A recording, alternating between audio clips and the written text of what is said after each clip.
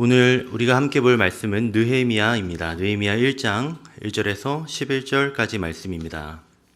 느헤미야 1장 1절에서 11절까지 말씀, 저와 여러분이 한 절씩 교독하겠습니다. 하그레의 아들 느헤미야의 말이라. 아닥사스다 왕 제20년 기슬루월에 내가 수상궁에 있는데 내 형제들 가운데 하나인 하나니가 두어 사람과 함께 유다에서 내게 이를 얻기로 내가 그 사로잡힘을 면하고 남아있는 유다와 예루살렘 사람들의 형편을 물은즉 그들이 내게 이르되 사로잡힘을 면하고 남아있는 자들이 그 지방 거기에서 큰 환난을 당하고 능욕을 받으며 예루살렘 성은 허물어지고 성문들은 불탔다 하는지라. 내가 이 말을 듣고 앉아서 울고 수일 동안 슬퍼하며 하늘의 하나님 앞에 금식하여 기도하며 이르되 하늘의 하나님 여호와 크고 두려우신 하나님이여 주를 사랑하고 주의 계명을 지키는 자에게 언약을 지키시며 긍휼을 베푸시는 주여 간구하나이다. 이제 종이 주의 종들인 이스라엘 자손을 위하여 주야로 기도하오며 우리 이스라엘 자손이 주께 범죄한 죄들을 자백하오니 주는 귀를 기울이시며 눈을 여시사 종의 기도를 들으시옵소서. 주를 향하여 크게 악을 행하여 주께서 주의 종 모세에게 명령하신 계명과 율례와 규례를 지키지 아니하였나이다. 옛적에 주께서 주의 종 모세에게 명령하여 이르시되 범죄하면 내가 너희를 여러 나라 가운데에 흩을 것이요 만일 내게로 돌아와 내 계명을 지켜 행하면 너희 쫓긴 자가 하늘 끝에 있을지라도 내가 거기서부터 그들을 모아 내 이름을 두려고 택한 곳에 돌아오게 하리라 하신 말씀을 이제 청하건대 기억하옵소서. 이들은 주께서 일찍이 큰 권능과 강한 손으로 구속하신 주의 종들이요 주의 백성이니이다. 함께 읽습니다. 주여 구하오니 귀를 기울이사 종의 기도와 주의 이름을 경외하기를 기뻐하는 종들의 기도를 들으시고 오늘 종이 형통하여 이 사람 앞에서 은혜를 입게 하옵소서 하였나니 그때 내가 왕의 술관원이 되었느니라. 아멘. 네, 반갑습니다. 오늘 이 시간에는 참된 회복에 이르는 길, 참된 회복에 이르는 길이라는 제목으로 하나님 말씀을 전하겠습니다. 오늘 말씀은 무너진 성벽을 재건하려는 느헤미야의 기도입니다. 그런데 말씀을 준비하며 그가 기도했던 이유가 단순히 성벽을 세우려던 것이 아니라는 것을 생각하게 되었습니다. 여러분, 무너진 것을 다시 세운다는 것은 어떤 의미일까요? 여러분은 6.25 전쟁 직후에 서울의 모습을 보신 적이 있으실 겁니다. 폐허가 된 서울의 모습은 그야말로 참담함 그 자체였죠. 하지만 오늘날의 서울은 어떻습니까? 세계가 주목하는 도시가 되었습니다. 그런데 우리는 여기서 중요한 질문을 하나 던져 보아야 합니다. 겉으로 보기에 서울은 화려하게 변모했지만 과연 우리는 참된 회복을 이루었다라고 말할 수 있을까요? 우리 사회 곳곳에는 여전히 그때의 상처가 남아 있습니다. 분단된 민족의 현실, 그리고 이념 간의 첨예한 대립, 그리고 휴전이라는 단어가 주는 전쟁에 대한 불안과 불안감까지, 두려움까지 물리적인 재건을 넘어서 더 깊은 치유와 회복이 우리에게 여전히 필요해 보입니다. 최근에는 우크라이나에서의 그 전쟁을 뉴스로 접하고 있습니다. 전쟁으로 파괴된 도시들과 그 안에서 고통의 시간을 보내고 있는 우크라이나 국민들의 소식을 우리가 듣게 됩니다. 그때마다 우리는 함께 마음이 아파오고 빨리 그 전쟁이 끝나기를 간절히 바라게 됩니다. 그런데 그 폭음과 처참한 현장 속에서 자란 아이들이 일상을 누리게 되는 데에는 전쟁이 끝나고 또 얼마나 많은 시간이 필요할지 우리는 감히 짐작할 수도 없습니다. 이러한 역사들은 우리에게 가르칩니다. 진정한 회복의 열쇠는 단순히 건물을 세우는 데에 있지 않다는 것을요. 진정한 회복은 무너진 마음을 회복하고 또 깨어진 관계를 하나로 또 회복하며 잃어버린 정체성을 회복하는 것입니다. 오늘날 우리 주변을 둘러보면 물리적으로는 보이지 않지만 많은 무너진 성벽들이 있습니다. 갈등으로 얼룩진 이 사회와 경쟁과 물질주의 속에 피폐하여진 사람들의 모습 속에서 우리는 무너진 성벽을 많이 보게 됩니다.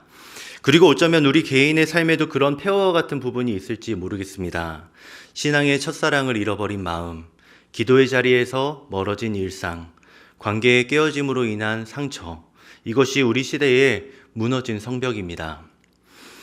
오늘 우리가 함께 살펴볼 말씀은 기원전 445년에 바로 이런 무너진 성벽 앞에 서 있었던 한 사람의 이야기입니다. 느헤미야는 예루살렘의 성벽이 무너졌다는 소식을 듣습니다. 그리고 그는 그 폐허를 회복하는 놀라운 여정을 시작하며 성벽 앞에 서게 됩니다. 성도 여러분, 그렇다면 참된 회복에 이르기 위한 길은 무엇일까요? 이것이 오늘 우리가 함께 묵상하며 찾아가야 할 질문입니다. 이 시간 느헤미야를 통해 보여주시는 참된 회복에 이르는 길이 무엇인지 함께 살펴보도록 하겠습니다. 참된 회복에 이르는 첫 번째 방법, 그것은 무너진 현실을 직면하기입니다. 무너진 현실을 직면하기. 성도 여러분, 우리가 참된 회복으로 가기 위해선 먼저 직면해야 합니다. 우리의 무너진 현실을 있는 그대로 바라보는 것이 필요합니다.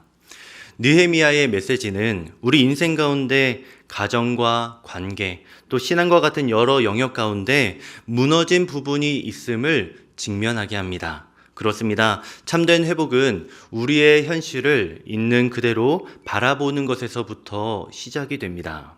먼저 느헤미야 1장 3절의 말씀을 보겠습니다. 사로잡힘을 면하고 남아있는 자들이 그 지방 거기에서 큰 환난을 당하고 능욕을 받으며 예루살렘 성은 허물어지고 성문들은 불탔다 하는지라. 여기서 본문은 두 가지 비극적인 현실을 보여줍니다. 첫째로 백성들의 고통이고 다른 하나는 성읍의 황폐함입니다. 첫째로 백성들이 당하고 있는 이 큰 환난과 능욕을 보십시오. 성경이 말하는 이 환난은 단순한 고난이 아닙니다. 하나님의 심판과 관련된 재앙을 의미합니다. 또 그들이 당하고 있는 능욕은 단순한 조롱이 아닙니다. 하나님의 백성됨에 대한 근본적인 도전이었죠. 이스라엘이 당한 치욕은 단순히 저 백성들이 당했던 조롱이 아니라 저들의 하나님을 이방인들이 조롱했던 것입니다. 둘째로 허물어진 성과 불탄 성문입니다. 예루살렘 성벽은 단순 방어시설이 아니었습니다. 그것은 거룩한 성읍의 상징이었고 하나님의 임재와 보호의 표현이었습니다. 시편 87편에서 시편의 기자는 여호와께서 시온의 문을 사랑하시는도다 라고 이렇게 말하였습니다. 이러한 성벽의 문의 붕괴는 곧 하나님과 백성 사이의 관계가 무너졌다는 것을 의미합니다. 그런데 이 황폐화의 가장 큰 문제는 이렇게 보여지는 것이 아닙니다. 느부갓네살의 침공으로부터 140년, 첫 귀환으로부터 90년, 그리고 성전 재건으로부터 70년이 지났는데도 성벽은 여전히 무너진 채였습니다. 왜일까요? 이는 외형적 회복이 진정한 회복이 아님을 보여줍니다. 스룹바벨을 통해 성전은 재건되었지만 그들의 삶은 여전히 무너진 상태였던 것입니다. 그렇다면 오늘 우리의 모습은 어떻습니까? 겉으로는 든든한 교회 건물이 있고 또 다양한 프로그램이 준비되어 있습니다. 다양한 컨텐츠로 성경과 신앙 지식도 전보다 훨씬 풍부합니다. 그러나 우리의 내면은 어떻습니까? 예배는 있으나 임재가 없고, 말씀은 있으나 능력이 없고, 봉사는 있으나 사랑이 없는, 이것이 바로 우리 시대의 무너진 현실이 아닐까요? 성도 여러분, 참된 회복은 이러한 우리의 현실을 직면하는 것에서부터 시작이 됩니다. 에스겔 선지자가 본 환상처럼 우리는 겉으로는 뼈다귀가 맞추어지고 살이 입혀져 있으나 생명의 기운이 없는 것과 같습니다.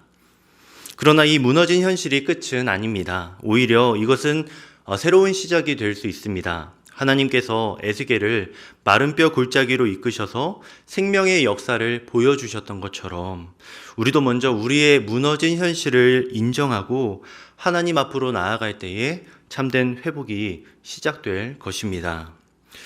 네, 지금까지 무너진 우리의 현실을 직면해 보았습니다. 무너진 현실을 직면하는 것, 그것은 참된 회복으로 이르는 첫 번째 단계입니다.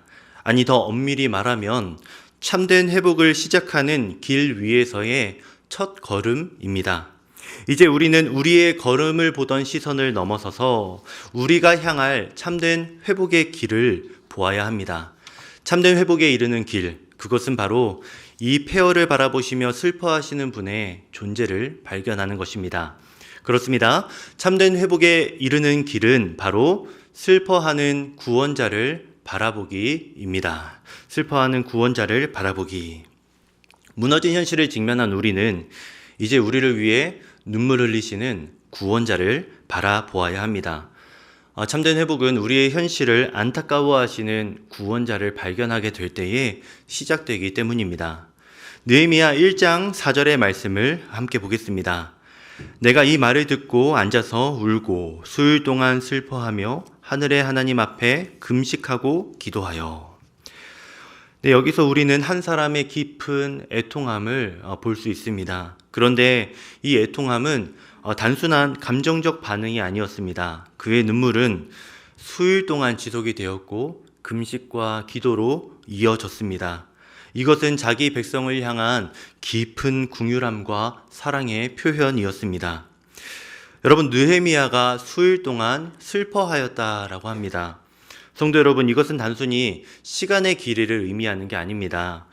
이는 한 사람의 마음이 완전히 부서지고 녹아내리는 시간이었습니다.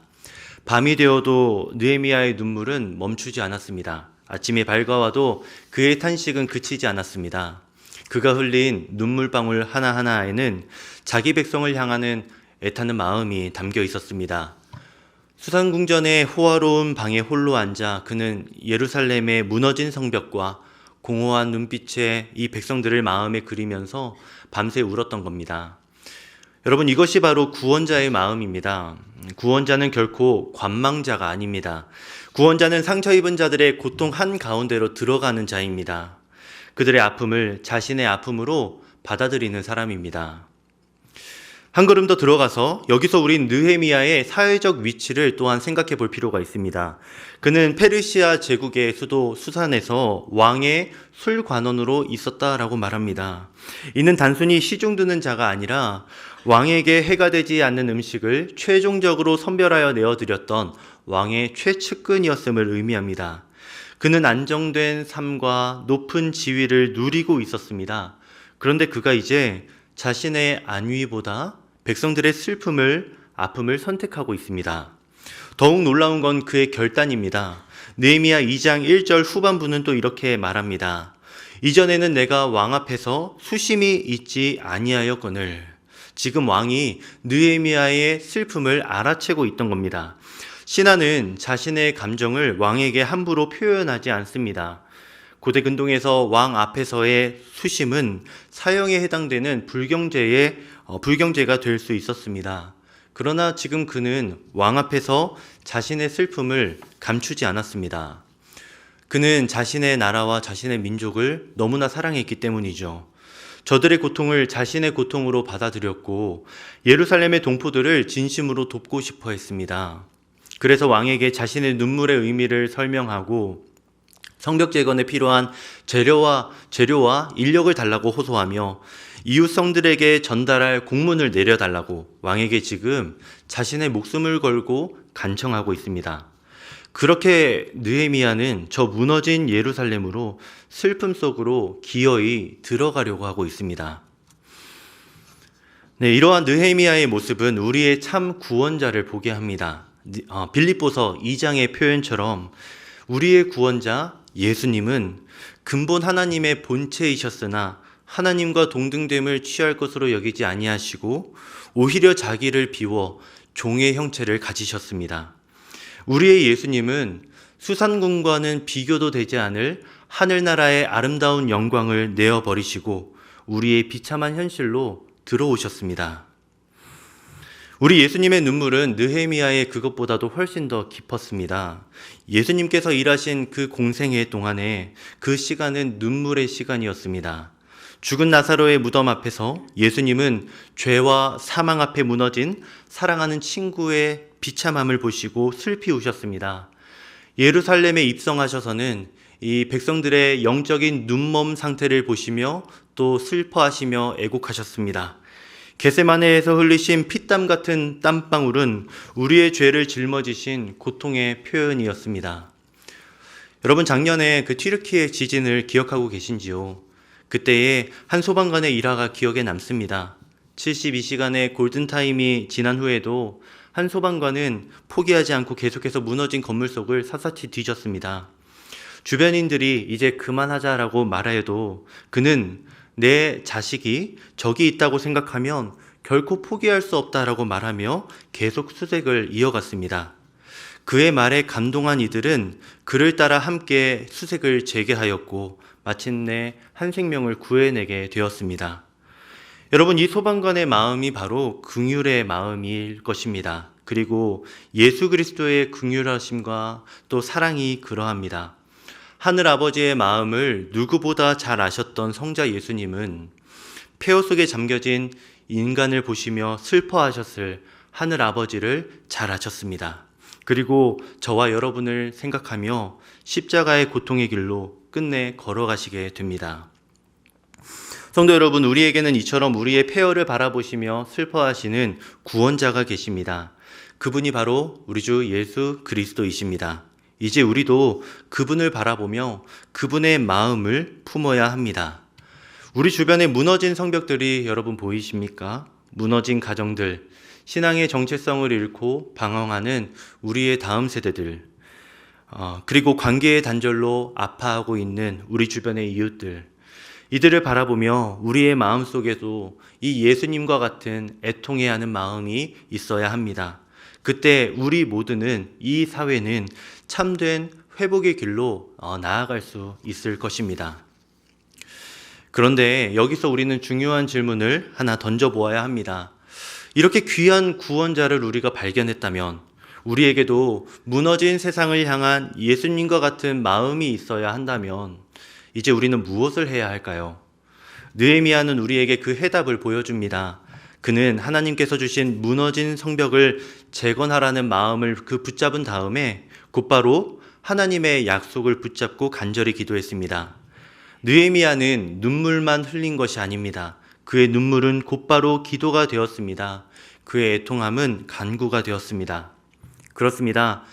참된 회복에 이르는 세 번째 길은 바로 하나님의 약속을 붙잡고 기도하는 것입니다. 약속을 붙잡고 기도하기. 참된 회복은 신실하신 하나님의 약속을 믿고 기도할 때에 이루어지기 때문입니다. 우리를 구원하신 예수님의 마음을 품는다는 것은 단순히 감정적으로 슬퍼하는 것으로 끝나는 것이 아닙니다. 예수님께서도 지금도 하나님 우편에서 우리를 위해 쉬지 않고 기도하고 계십니다. 우리의 대제사장으로서 우리의 연약함을 체휼하시며 우리를 위해 간구하고 계십니다. 느헤미야 1장 5절의 말씀을 또 보겠습니다. 하늘의 하나님 여호와, 크고 두려우신 하나님이여, 주를 사랑하고 주의 계명을 지키는 자에게 언약을 지키시며 긍휼을 베푸시는 주여.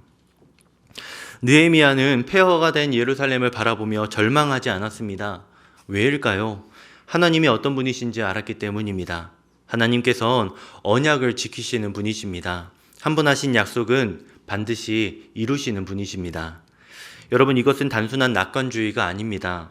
느헤미야는 하나님께서 모세를 통해 하신 약속을 지금 떠올리고 있던 겁니다. 8절에서 9절의 말씀을 보면 주께서 주의 종 모세에게 명령하신 말씀을 기억하소서라고 지금 기도하고 있습니다. 이는 하나님께서 모세와 하셨던 그 신명기 30장의 약속을 가리키고 있는 겁니다. 하나님께서 이스라엘을 흩으실 것을 경고하셨지만 동시에 그들이 돌이킬 때에 하나님께서 그들을 또 모으시겠다라고 약속하신 것입니다. 느헤미야는 지금 이 약속을 근거로 하나님께 매달려 기도하고 있습니다. 성도 여러분, 오늘 우리의 삶이 무너진 폐허와 같지 않습니까? 무너진 관계와 또 깨어진 가정, 실패한 계획들. 하지만 우리에게는 약속을 지키시는 신실하신 하나님께서 계십니다. 그분은 느헤미야의 시대에 예루살렘을 회복하셨던 것처럼 오늘도 동일하게 우리의 삶을 회복시키실 수 있으십니다. 구약의 모든 약속은 이제 예수 그리스도 안에서 완전히 성취되었습니다. 히브리서 기자는 예수님께서 우리의 더 좋은 언약의 보증이 되셨느니라 라고 말하였습니다. 그렇습니다. 우리는 이 새 언약의 중보자이신 예수님을 통해서 더욱더 담대히 은혜의 보좌 앞으로 나아갈 수 있습니다. 그러니 이제 우리도 느헤미야처럼 담대히 기도해야 합니다. 하나님의 약속을 붙잡고 굳게 기도하십시오. 무너진 가정과 일터와 관계가 여러분 회복되는 것을 경험하시게 될 겁니다. 이것은 결코 막연한 기도가 아닙니다. 우리에게는 약속이 있기 때문입니다. 하나님은 언약을 지키시는 분이십니다. 한번 하신 약속은 반드시 이루십니다. 그분은 느헤미야의 시대에 예루살렘 성벽을 회복시키셨던 것처럼 오늘도 동일하게 그리스도를 통하여 우리의 무너진 삶을 회복하실 것입니다. 약속을 붙잡는 우리의 기도를 통해 그분께서 일하실 것입니다. 그러므로 이제 우리 모두 느헤미야처럼 하나님의 약속을 굳게 붙잡고 기도하는 자들이 되기를 바랍니다. 느헤미야가 그러했듯이 우리도 기도 가운데 하나님의 신실하심을 믿고 감사하며 나아갑시다. 그때 우린 깨어진 관계가 회복되는 것을, 잃어버린 첫사랑을 다시금 찾게 되는 것을, 다음 세대가 믿음 안에서 건강히 자라나는 것을 보게 될 것입니다. 폐허 속에 세워지는 새 성벽을 우리가 반드시 보게 될 것입니다. 네, 이제 말씀을 맺겠습니다. 오늘 말씀을 통해 우리는 참된 회복의 길이 삶 속에서 어떻게 실현될 수 있을지 함께 생각해 보았습니다.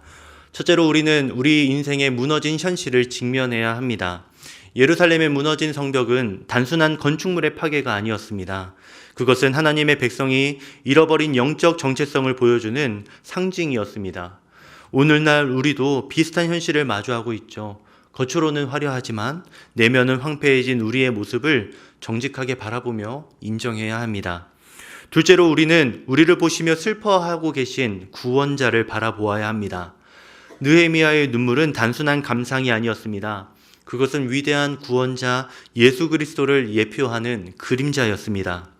예수님은 우리의 비참한 현실을 보시고 이 땅에 친히 오셔서 우리와 함께 울어주시며 끝내 십자가라는 고통의 길을 걸어가신 우리의 구원자이십니다.